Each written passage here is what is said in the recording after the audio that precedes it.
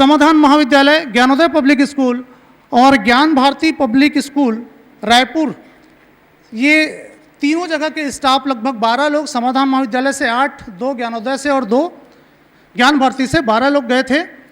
और guided discovery point पर मैं रखूंगा। गाइडेड डिस्कवरी अगर आपको पकड़ में आएगा, उसका पूरा क्रम देखिए, हमने जो पीपीटी बनाया है वो पूरे क्रम में है कि गाइडेड डिस्कवरी में क्या क्या चीज़ होता है, तो उसका पूरा एक ओवरव्यू मैं रखूंगा ताकि आगे जब पॉइंट आएगा तो उसके साथ आप कनेक्ट कर पाओगे।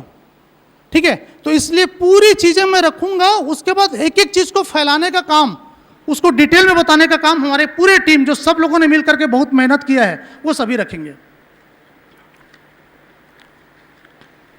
तो इसमें 3 चीज़ें हैं।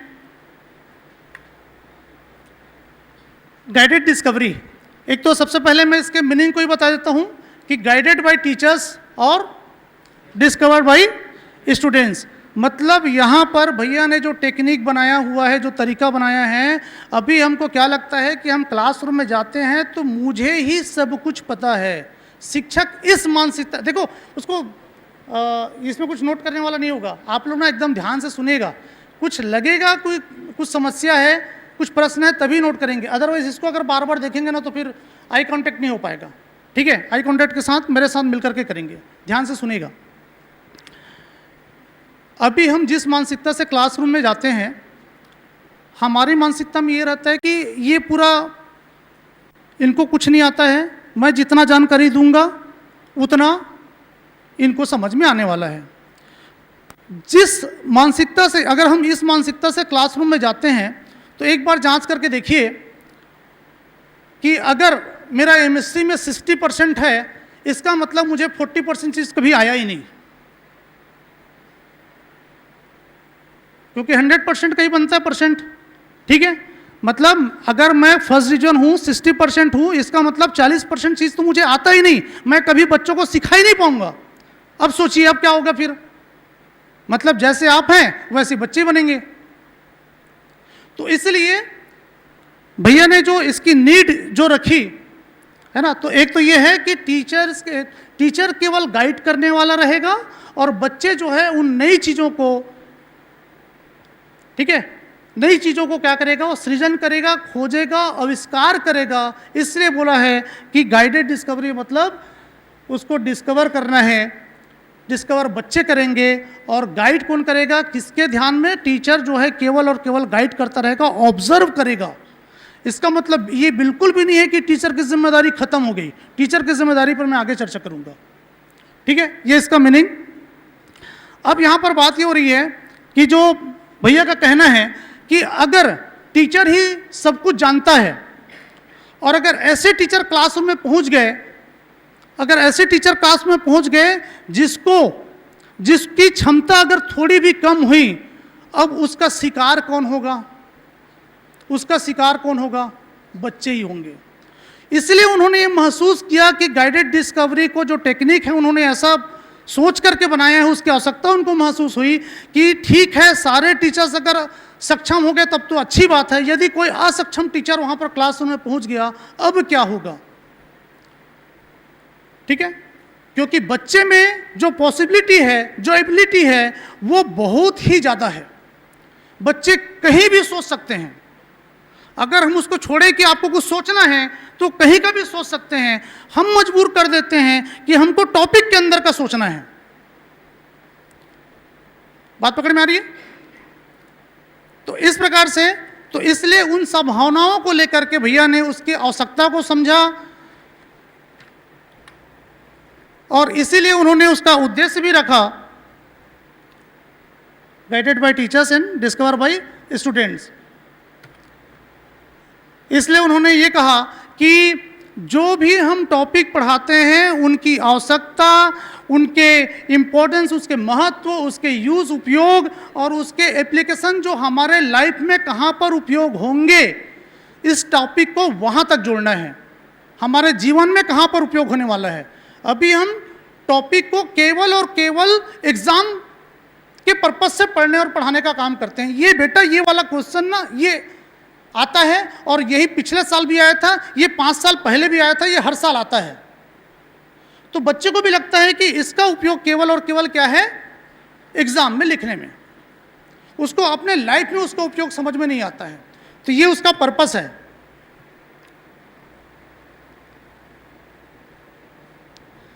यहां से स्टार्ट होता है गाइडेड डिस्कवरी, जिसमें पहला पॉइंट है सिचुएशन क्रिएशन। ये पूरे पॉइंट को एकदम ध्यान से देखिएगा, क्योंकि ये सारे पॉइंट पर जितने लोग बैठे हुए यहां पर मेरे साथ में, वो सारे लोग इस पॉइंट को रखने वाले हैं। जैसे मैं सिचुएशन क्रिएशन को रखूंगा, है ना, यूपीएससी को दूसरे टीचर रखेंगे, इस प्रकार से, लेकिन मैं उसको एक स्लाइड में बहुत कम शब्दों में इसको बताने का प्रयास करूंगा, ताकि जब इसके डीप में आप जाओ, जब सर लोग डीप में पूर जाएंगे तो आप वहां से कनेक्ट कर पाओ। लेकिन इसका सिस्टम जो है, इसका सीक्वेंस जो है, इसी प्रकार से है। इसमें से आप 1 से लेकर के 7 तक जो है गाइडेड डिस्कवरी है। आठवां में 2 पॉइंट है भारत बोध और ग्रोथ हैबिट, और 9वां में 1 पॉइंट है पार्लियामेंट सिस्टम। ये दोनों जो है, बेसिकली 3 है। तो ये जो दोनों पॉइंट है, ये दोनों पॉइंट उस गाइडेड डिस्कवरी को पूरा करने के लिए उन्होंने ऐसा एक और सिस्टम बना दिया है कि ये छोटे छोटे एक्टिविटी जैसे हैं, कि हमने पार्लियामेंट बना दिया तो जिम्मेदारी दे दिया, भारत बोध हम एक एक्टिविटी करा दिए, ग्रोथ हैबिट का एक अनुशासन के लिए, संकल्प के लिए एक डाल दिए, इस प्रकार से। लेकिन गाइडेड डिस्कवरी कहां से कहां तक है, ये 1 to 7, ये ध्यान में रखिएगा। अब यहां पर जो फर्स्ट पॉइंट है सिचुएशन क्रिएशन, अभी जो बात हो रही थी कि जैसे टीचर क्लासरूम में इंटर करता है, जैसे ही टीचर क्लासरूम में इंटर करता है, तो टीचर का पहला काम है कि जो भी टॉपिक वो पढ़ाने वाला है, वो उससे संबंधित बिना उस टॉपिक के बारे में बताए। अभी हमारी क्या हैबिट बनी हुई है, हम क्लासरूम में जाते हैं, बोलते हैं बेटा हम कल 2.6 पढ़े थे, आज एक्सरसाइज 2.7 निकालिए, तुरंत। बेटा कल हम अध्याय 2 पढ़े थे, आज अध्याय 3 पढ़ेंगे, कल हम ये वाला चैप्टर पढ़े थे, आज ये वाला चैप्टर पढ़ेंगे, कल वो यूनिट पढ़े थे, आज ये यूनिट पढ़ेंगे। मतलब हम ये देखते हैं कि हमारा ये 40 मिनट है, फटाफट कितना जल्दी हम सारे पॉइंट को बोल दें। गलती होती है यहीं पर। बच्चा किस माहौल से आया है, बच्चे के मन में क्या चल रहा है, बच्चे के घर परिवार में क्या हुआ है उस दिन, उस रात में, ठीक है, उसके बारे में बिना जांचे, बिना बच्चे को परखे हम सीधे क्या करते हैं, हमारा जो हमको पढ़ाना है वो हम बोलना शुरू कर देते हैं, जबकि बच्चे जो है अभी तैयार नहीं है आपकी बात को सुनने के लिए। अब जो सुनने के लिए तैयार नहीं हो, कैसे आप सुना सकते हो? तो यहां पर है टीचर्स की मेन जिम्मेदारी कि जो भी टॉपिक पढ़ाना है उसके बारे में सिचुएशन क्रिएशन करना, माहौल तैयार करना, वातावरण तैयार करना, ये है सबसे बड़ी जिम्मेदारी। इसके 6 पॉइंट पे मैं चर्चा करूंगा। इसके अंदर 6 पॉइंट है। अब जो यहां पर लिखा हुआ है सभी के पॉइंट है, ठीक है, उस पर मैं चर्चा करूंगा कि टीचर जो है कैसे करके क्लासरूम में जाकर के क्या करके वो माहौल तैयार कर सकता है। तो इसमें थोड़ा सा बता देता हूं। पहले पॉइंट में जैसे 40 मिनट का आपका क्लास होता होगा, जैसे वहां पर भैया के यहाँ 1 घंटे का क्लास होता है। कितने घंटे का है? 1 घंटे का एक क्लास है। तो सिचुएशन क्रिएशन को लोग 20 मिनट देते हैं, 15 से 20 मिनट सिचुएशन क्रिएशन में देते हैं, ठीक है। कोई नए टीचर है तो ज़्यादा लग सकता है, पुराने टीचर है तो 10 मिनट में भी कर देते हैं कुछ लोग। तो ये 10 मिनट में ये 6 पॉइंट को कैसे कर लेते हैं, 15 मिनट में कैसे कर लेते हैं? और आपके पास तो 40 मिनट का क्लास है, तो मेरे ज़्यादा से ज़्यादा आपको 5 से 7 मिनट मिलेगा इस सिचुएशन क्रिएशन के लिए। दीदी के लिए चाय लाया जाए तो ये पानी दे। तो सिचुएशन क्रिएशन में टीचर क्या करता है? तो टीचर का काम है कि उसमें 6 महत्वपूर्ण पॉइंट जो आगे आने वाला है उस पर बताऊंगा मैं, जिसमें एक भूमिका तैयार करता है कि जिस टॉपिक को पढ़ाना है उसके बारे में वो बच्चों से प्रश्न करता है, उससे चर्चा करता है, उससे कुछ निकलवाने का प्रयास करता है। वो ये बोलता है कि पुराना पहले इसके बारे में आप क्या जानते हो, ठीक है।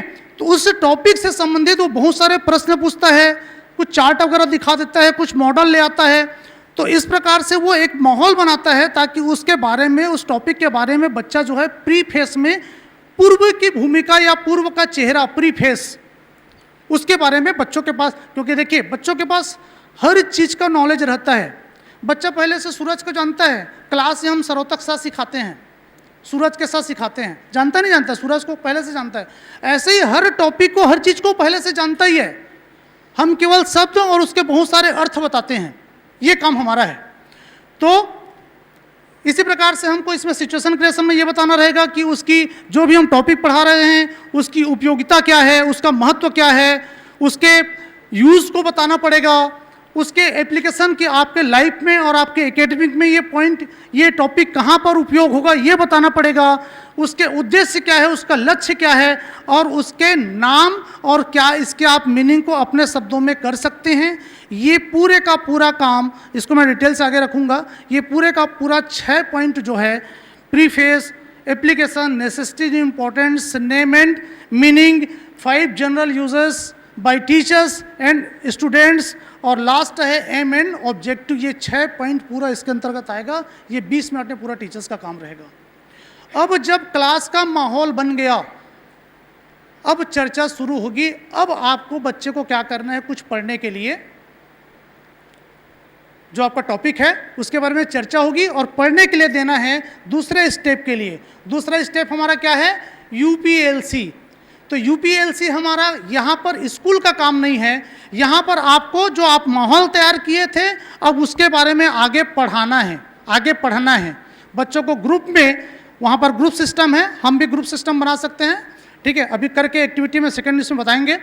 तो बच्चे को सभी ग्रुप में फिर पढ़ने दिया जाता है और बच्चे उसको पढ़ते हैं और पढ़ करके उसमें से कुछ चीज़ें निकालते हैं, फिर उस पर डिस्कशन होता है। इतना काम जो है आपके जो 20 मिनट 25 मिनट का समय बचा हुआ है उसमें करते हैं। इसके बाद फिर उनको बोला जाता है कि आपको घर से यूपीएलसी करके आना है, ये आपका होमवर्क है। यूपीएलसी का मतलब हो गया you for understanding, P for problem, L for learning और सी फॉर क्रिएटिविटी क्रिएशन। अब बच्चे को ये 4 चीज़ें घर से करके आना है। टीचर का काम कंप्लीट हो गया है, अब टीचर की अब जिम्मेदारी किसकी हो रही है, क्लासरूम में बच्चे ही पढ़े, घर में जाकर के भी बच्चे करेंगे। तो घर में जाकर के बच्चे क्या करेंगे, यू फॉर अंडरस्टैंडिंग, जो पाठ वो पढ़ेंगे उसको अपने शब्दों में लिखेंगे, अपने शब्दों में, एज इट इज नहीं।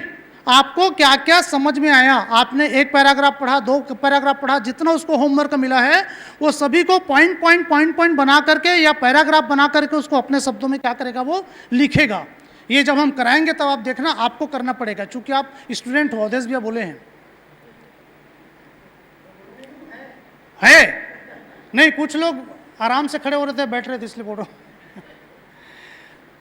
ठीक है, तो ये पहला काम क्या करते हैं बच्चे, अंडरस्टैंडिंग करके आते हैं।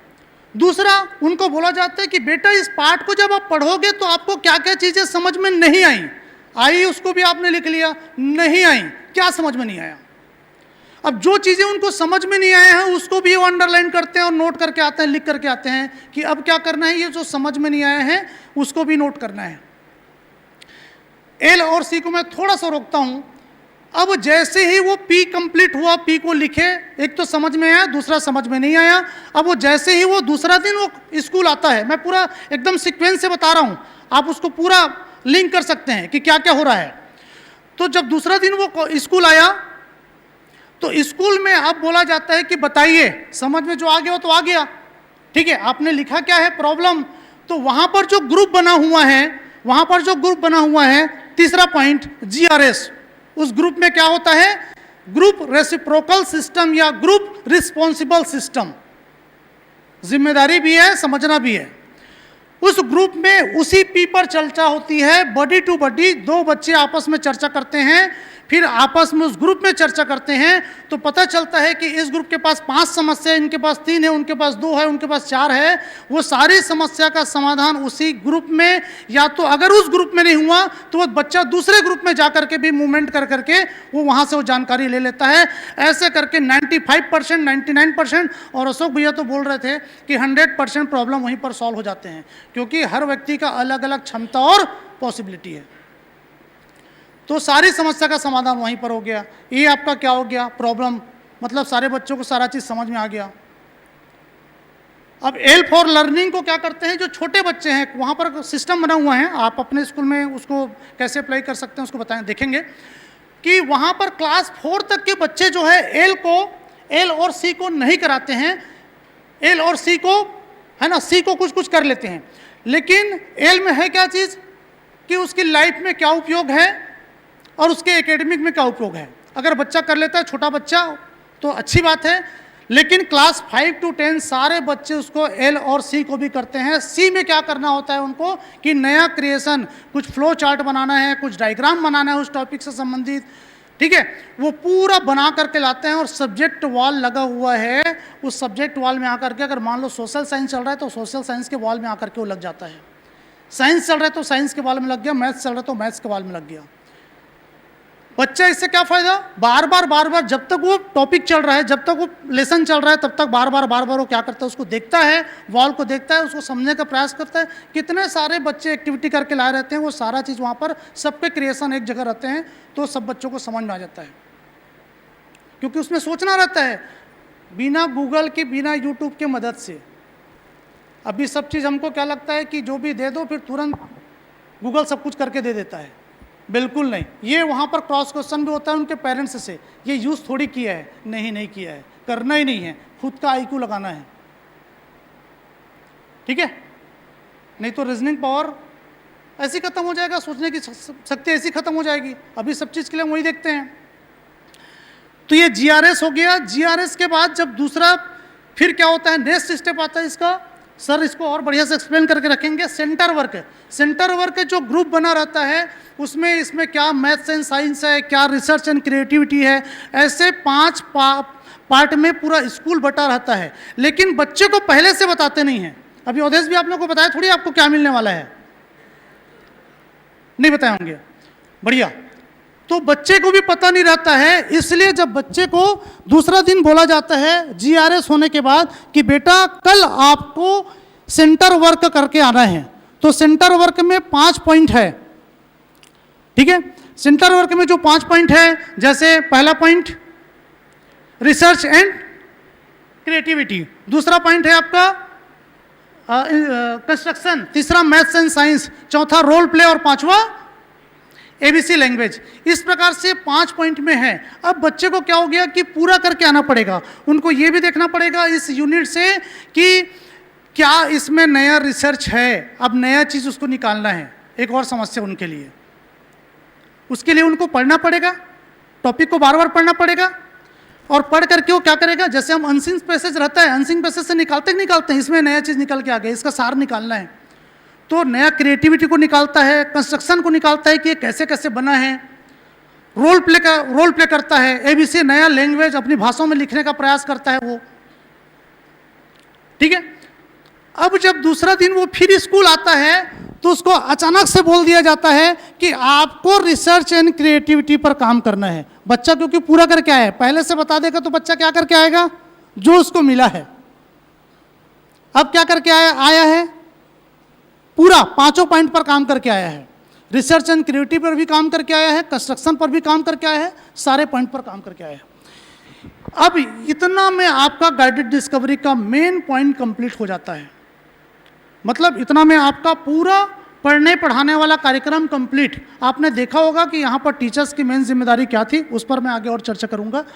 नेक्स्ट पॉइंट है आपका क्या, am I able. Am I able किस लिए, क्या मैं सक्षम हूँ। बाबा जी इसमें बहुत सुंदर सा सेंटेंस इसमें लिखे हैं, समझा व्यक्ति ही समझा सकता है, समझा व्यक्ति ही समझा सकता है। अगर मुझे कोई चीज़ समझ में आ गया, पकड़ में आ गया, तभी तो मैं सामने वाले को बता पाऊंगा ना। और मैंने जो बताया है, ठीक है, अगर जोशी सर ने एज इट इज अगर दूसरे को बता दिया, इसका मतलब क्या हुआ कि मैं ठीक समझाया था कि जोशी सर ने ठीक समझाया। नमस्कार, क्या पूछा हूं मैंने जोशी सर को कुछ समझाया, फिर जोशी सर ने उसको आपको बता दिया, मैडम को बता दिया सृजन स्कूल से। अब क्या हुआ कि किन्होंने अच्छे से समझाया था, मैंने कि जोशी सर ने, मैंने मैंने अच्छे से समझाया था, इसका प्रमाण यह है कि जोशी सर ने आपको ठीक से बता दिया। ठीक है, अगर आप क्लास में एक बच्चे को भी समझ में आ जाता है, अगर वो बच्चा दूसरे बच्चे को समझा देता है, इसका मतलब आप ठीक से पढ़ाए थे, मैं ये बोलना चाह रहा हूं। अदरवाइज आज टीचर ने ठीक से नहीं पढ़ाया। तो एम आई एबल में ये है कि क्या मैं सक्षम हूं, इतना सब कुछ प्रोसेस हुआ, टीचर ने सिचुएशन क्रिएशन किया, यूपीएलसी भी हो गया, जीआरएस भी हो गया, क्लासरूम में सेंटर वर्क भी हो गया पूरा। अब बच्चे अपने आप को ये चेक करते हैं, ये वाला पॉइंट बच्चों के लिए है, ये वाला पॉइंट किसके लिए है, फिर से बच्चों के लिए है, कि बच्चे अपने आप को चेक करते हैं कि क्या मैं सक्षम हूं, क्या मैं एबल हूं, क्या मैं इसको अब दूसरों को बता सकता हूं। और वो अपनी पूरी बात को जितना वो पढ़ा रहता है, जितना वो समझा रहता है, उसको अपने शब्दों में बताने का प्रयास करता है। इससे खुद को समझ में आ जाता है, और यही काम करता है क्या, एकलव्य सिस्टम। पहले हमको थोड़ा सा बहुत ज़्यादा हौच-पौच जैसे लग रहा था, एकलव्य सिस्टम क्या है, फिर गाइडेड डिस्कवरी क्या है। अब ये इस बार पकड़ में आया कि अच्छा, अपने आप को चेक करने के लिए जैसे एकलव्य ने अपने आप को चेक किया था कि मैं क्या कर सकता हूँ, और गुरु का केवल गाइड था, वहाँ तो गाइड भी नहीं था, वहाँ तो केवल मूर्ति थी, लेकिन पहले मूर्ति गाइड का काम कर देता था। तो ये दोनों एम आई एबल और एकलव्य सिस्टम जो है, अपने आप को चेक करने के लिए है, जांचने के लिए है कि क्या मुझे ये सारी चीज़ें जो है, ये टॉपिक जो है समझ में आया। इसके बाद कोएग्जिस्टेंस, अब इसको ये भी देखना है, इसको अवधेश भी रखने वाले हैं। कोएग्जिस्टेंस में आपको ये भी देखना है, बच्चे को ये भी बताया जाता है कि आपने जो चीज़ पढ़ा है वो पूरे अवस्था में, पदार्थावस्था में, प्राणावस्था में, जीवावस्था में और ज्ञानावस्था में पूरा जो एग्जिस्टेंस है, वो एग्जिस्टेंस में कहाँ पर उपयोग होता है, कहाँ पर कनेक्ट होता है, उसका क्या रिलेशन है। ऐसा कोई भी चीज़ है, ऐसा कोई भी टॉपिक नहीं है, ऐसा कोई भी सब्जेक्ट नहीं है जिसका कोई एग्जिस्टेंस से कोई रिलेशन ना हो। अगर होगा तो कोई एक आध टॉपिक बताइए। बढ़िया, भारी तो नहीं हो रहा है, ठीक चल रहा है। तो इस प्रकार से आगे फिर भारत बोध, ग्रोथ हैबिट सर बताएंगे, और पार्लियामेंट सिस्टम। तो ये 1 से लेकर के 7 तक जो है पूरा का पूरा गाइडेड डिस्कवरी है, जिसमें से पहला पॉइंट है हमारा सिचुएशन क्रिएशन। सिचुएशन क्रिएशन, इसमें पहला पॉइंट है प्रीफेस। ठीक है, प्रीफेस का मतलब है पूर्व का चेहरा या भूमिका, जो शिक्षक का काम है। ये पूरा पॉइंट शिक्षक का काम है, यही काम उनको टॉपिक को पढ़ाने से पहले करना है। तो टॉपिक को पढ़ाने से पहले आपको क्या करना है, एक तो प्रीफेस, उसकी भूमिका तैयार करना है, उसके बारे में बच्चों से बातचीत करना है, पूछना है, एक माहौल बनाना है। जिस टॉपिक को आप पढ़ाने वाले हैं, उस टॉपिक का पूरा वातावरण उस क्लास में बन जाना चाहिए, जब तक कि वो टॉपिक पूरा ख़त्म ना हो। चाहे वो 4 दिन में ख़त्म हो, 5 दिन में ख़त्म हो, कोई ये नहीं है कि आपको एक ही दिन में ख़त्म करना है। ये आपको आपके उसके हिसाब से लगभग 10 मिनट का समय स्टार्टिंग में लगेगा, शुरू में। उसके बाद फिर इसमें जैसे आपका हैबिट आ जाएगा, तो आप 5 से 7 मिनट या 5 मिनट में भी आप कर सकते हैं। अभी भी मैं ये बोलता हूँ कि सभी को, और जनरली मैं अपने क्लास में करता भी हूँ, कि इसके पहले भी नहीं जानता था तब भी, कि 5 मिनट तो बच्चों से बातचीत करने का और माहौल तैयार करने का होना चाहिए, और लास्ट के 5 मिनट बच्चों से डिस्कशन करने का होना चाहिए। बीच के 30 मिनट में आप पढ़ाओ। शुरू का माहौल बनाना और लास्ट में जितना हुआ उसका शेयरिंग करना, यह गाइडेड डिस्कवरी से पहले की भी बात है, यह सबको करना आवश्यक है। ठीक है, अब गाइडेड डिस्कवरी हमारे हाथ लग गया, और अगर हमको थोड़ा सा भी पकड़ आ रहा है, तब तो हम बहुत अच्छा कर सकते हैं। सब में वो संभावना है। दूसरा है, इसमें प्रीफेस की अगर हम बात करें, तो इसका मतलब है कि पढ़ाए जाने वाले जो टॉपिक है, उसके संबंध में पूर्व ज्ञान से संबंधित जानकारी छात्रों से साझा किया जाता है, पूछा जाता है, चर्चा किया जाता है। वो किसी भी माध्यम से हो सकता है। ठीक है, जैसे बच्चों से मान लो बातचीत हो रही है, तो जैसे पेड़ के बारे में हमने एक एग्जांपल यहाँ पर लिया है, पेड़ के बारे में गाइडेड डिस्कवरी करनी है।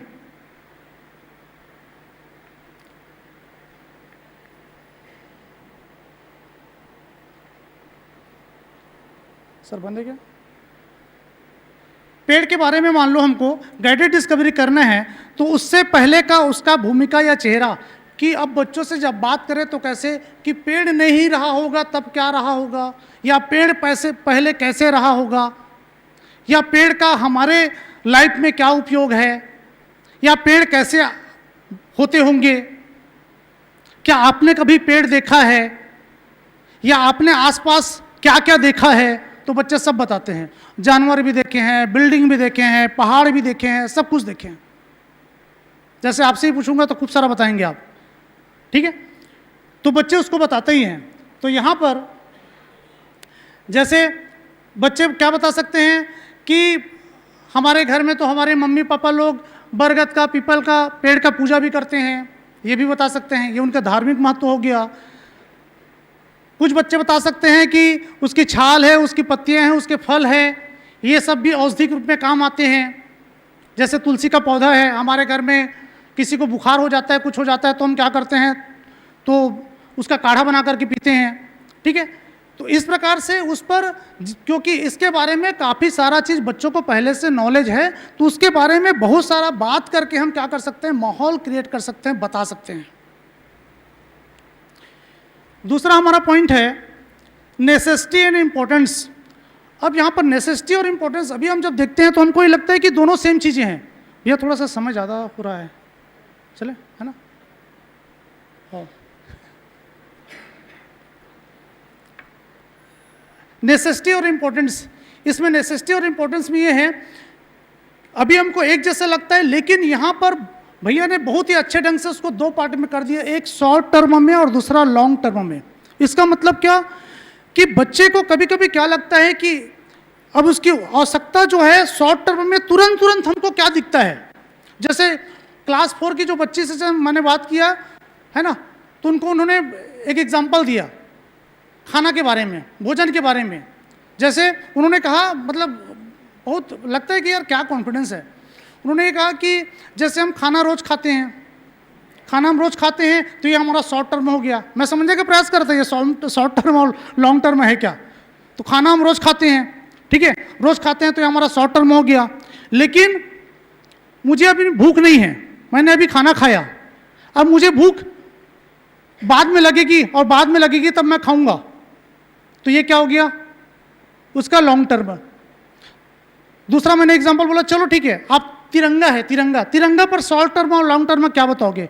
उन्होंने कहा कि ये जो तिरंगा है, हम रोज सुबह आते हैं तो इस तिरंगे के सामने खड़े होकर के, चूंकि हमारे क्लासरूम में भी एक बड़ा बड़ा तिरंगा है, तो इसके सामने रोज हम आकर के राष्ट्रगान करते हैं, रोज करना होता है, ये हमारा शॉर्ट टर्म है। लॉन्ग टर्म क्या कि 15 अगस्त सन 1947 को जब हमारा देश आज़ाद हुआ था, तब से लेकर के और 26 जनवरी 1950 को जब हमारा संविधान लागू हुआ, इस अवसर पर हर साल इसी दिन हम लोग क्या करते हैं, ध्वजारोहण करते हैं। और ये जब तक दुनिया रहेगी, जब तक भारत रहेगा, तब तक करेंगे। क्या बात यार, विश्वास नहीं होता कि क्लास 4 के बच्चे शॉर्ट टर्म और लॉन्ग टर्म को ऐसे बताएंगे। बात पकड़ में आ रही है। तो ये उन्होंने बताने का प्रयास किया। तो यहां पर तुरंत मिलने वाला जो लाभ है वो है आपका शॉर्ट टर्म, और जो बहुत टाइम से, जैसे अब बच्चे बता सकते हैं, बात कर सकते हैं कि हाँ भाई हमको छाया मिलता है, हमको ठंडक मिलती है, हमको हवा मिलता है, ऑक्सीजन मिलता है, हमको घरों और गलियों की सुंदरता भी बढ़ती है, हमारे घर के सामने सुंदर सुंदर पौधे लगे हुए हैं, ठीक है, औषधि पौधे भी हमारे घर में, तुलसी का पौधा भी लगा हुआ है। ये शॉर्ट टर्म हो गया। लॉन्ग टर्म में क्या हो गया, हाँ ये जल स्तर को बनाए रखता है लॉन्ग टर्म में। बात पकड़ में आ रही है।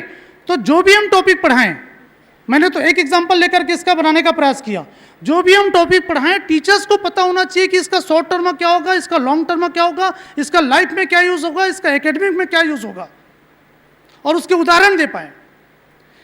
इतना काम करना है हमको, यही हमारा मेन काम है। बाकी तो पूरा वो कर लेंगे। एप्लीकेशन, पढ़ाए जाने वाले विषय का अपने जीवन और एकेडमिक में क्या संबंध है और ये क्या मायने रखता है, उसके बारे में उसको जोड़ करके बताया जाता है। जैसे पेड़ का आपके लाइफ में क्या यूज है और पेड़ का शैक्षणिक महत्व क्या है। 5 जनरल यूजेस, ये 5 जनरल यूज जो है टीचर के द्वारा बताया जाना है, और सेम ऐसे ही 5 जनरल यूजेस किसके द्वारा पूछे जाने हैं? बच्चों से पूछे जाने हैं कि आपको क्या क्या पता है इसके बारे में। तो जैसे यहाँ पर ये स्टूडेंट ने क्या कहा कि हमको पेड़ से हवा मिलती है, CO2 का क्या करता है, अवशोषण करता है, छाया मिलता है, ठंडक मिलता है, भोजन मिलता है, लकड़ी मिलता है, रेशा मिलता है। टीचर्स बता रहे हैं कि हाँ बेटा इसका औषधि उपयोग भी है, इसका मिट्टी का उपयोग भी है, ये सारा चीज़। मतलब जो आप उस टॉपिक में पढ़ा रहे हैं, पढ़ाने वाले भी हैं, आपने भी अभी पुस्तक खोल के नहीं देखा, और न ही टीचर ने पुस्तक खोल करके देखा है, न ही बच्चे ने पुस्तक खोल करके देखा है। ये तो अभी माहौल क्रिएट हो रहा है। बात पकड़ में आ रही है? मैं पहला सिचुएशन क्रिएशन की बात कर रहा हूं, जिसको आपको 15 से 20 मिनट में वहां पर होता है, मैं उसकी बात कर रहा हूं। मतलब उसमें क्या क्या पॉइंट बताना है, उसमें प्रीफेस पर बात की है, उसमें सिचुएशन है ना, उसमें नेसेसिटी और इंपॉर्टेंस पे बात की है, उसमें एप्लीकेशन पे बात की है, और आगे है यहाँ पर 5 general users by teachers and other 5 general users by students पर बात कर रहे हैं। इसी प्रकार से नेम एंड मीनिंग। अब टीचर्स की जिम्मेदारी है वहाँ पर कि उसका अर्थ बता पाए, जो टॉपिक वो पढ़ा रहे हैं उसका अर्थ बताएं, और बच्चों से भी उसको अपने शब्दों में बताने का प्रयास करें। क्या मैं उसके और भी अर्थ, उसके मीनिंग, उसका अपोजिट बता सकता हूं? ठीक है। एम एंड ऑब्जेक्टिव, जो भी टॉपिक है उसका उद्देश्य क्या है, इसको भी उसी प्रकार से लॉन्ग टर्म में, शॉर्ट टर्म में रखा है ना, जिससे बच्चे अपने बाउंड्री से बाहर, ये भैया भी इस बात को बोलते हैं, अशोक भैया ने, कि बच्चे अपने बाउंड्री से बाहर जाकर इसके बारे में सोचते हैं। सह अस्तित्व तक सोचने की शक्ति हर मानव में है। मतलब बच्चे को हमको केवल टॉपिक तक ही सोचने के लिए मजबूर नहीं करना है, बल्कि उसको यहाँ तक भी फ्रीडम देना है कि आप इस पुस्तक में जितनी बातें लिखी हुई है उससे ज़्यादा कितना आप सोच सकते हैं। बढ़िया बात पकड़ में आ रही है? और ये उस है ना, बच्चे ऐसे बैठते हैं वहाँ पे, ठीक है, ऐसा ग्रुप बना होता है, ठीक है। और फोटो में बढ़िया से देखेंगे, ये मैडम है जो जिनको 7 दिन हुआ था, जिनसे बातचीत हुई, और ये 2 बच्चे हैं जिन्होंने मुझे विज़िट कराया पूरा। वहाँ पे बच्चे ही विज़िट कराते हैं। हमको तो ऐसा लगता है कि अरे कोई हमारे कॉलेज में कोई आते हैं तो कोई अनुभवी टीचर ही जाए, वही बताए, पता चल रहा है कि हमारा कोई पोल पट्टी ना खुल जाए, ये भाई है ना। और वहाँ के सारे बच्चे इतने सक्षम हैं, मतलब फर्स्ट ऑफ में अगर हम बच्चों से मिलते हैं ना, तो हमको दूसरे बच्चे मिलते हैं घुमाने वाले। कई बार क्या होता है, हमको ये लगता है कि अरे यार ये वही बच्चे तो नहीं रखे होंगे 8-10 बच्चे हायर करके, यही बच्चे बस घुमाते हैं क्या? ऐसा बिल्कुल भी नहीं है। क्यों सर? हर बार जितनी बार जाओगे हर बार आपको अलग मिलेंगे, या आप चूज कर लो किसके साथ जाना है। हर बच्चा तैयार है मैं करके, मतलब इतना कॉन्फिडेंट। ठीक है, तो इस प्रकार से मेरा टॉपिक यहीं पर कंप्लीट होता है, और आपको यदि कोई प्रश्न पूछना होगा तो यहाँ पर आप पूछ सकते हैं। धन्यवाद सर के लिए, बहुत ही अच्छा रखे। और देखिए ये ओवरऑल उमेश सर सिलेबस रख रहे थे, कुछ बातें निश्चित तौर पे आपको पकड़ में आया होगा और कुछ क्वेश्चन भी होंगे। तभी आपको 2 मिनट का टाइम देते हैं। उमेश सर ने जो बातें रखा, आपको जितना समझ में आया होगा आप अपने पड़ोसी को शेयर करेंगे। क्लियर हो रहा है? दोनों एक दूसरे को, जो भी आपको समझ में आया, और जो क्वेश्चन होगा उसको भी उमेश सर क्वेश्चन आंसर के लंच के बाद फिर आएंगे, क्योंकि इसी बात को टीचर लोग रिपीट भी करेंगे, है ना। इसलिए भी सर का 10 मिनट क्वेश्चन आंसर था, उसको भी हम लोग ब्रेक किए हैं। तो आपके पास 2 मिनट टाइम है। इसको बोलते हैं GRS, ग्रुप रेसिप्रोकल सिस्टम। तो 2 मिनट टाइम दे रहे हैं। सर जो बात बताए शुरू सभी तक, उनकी बातों को एज इट इज़ आपको जितना समझ में आया आप अपने पड़ोसी को, बाजू वाले को बताएंगे। सभी स्टार्ट हो जाए जल्दी से, 2-2 का आपस में। हाँ, आगे पीछे कर लो, चेयर आगे पीछे कर सकते हैं या फिर सामने बाजू। सर बाजू भी कर सकते हो, आजू बाजू, सामने भी कर लो, आजू बाजू भी कर लो, आजू बाजू भी कर सकते हो।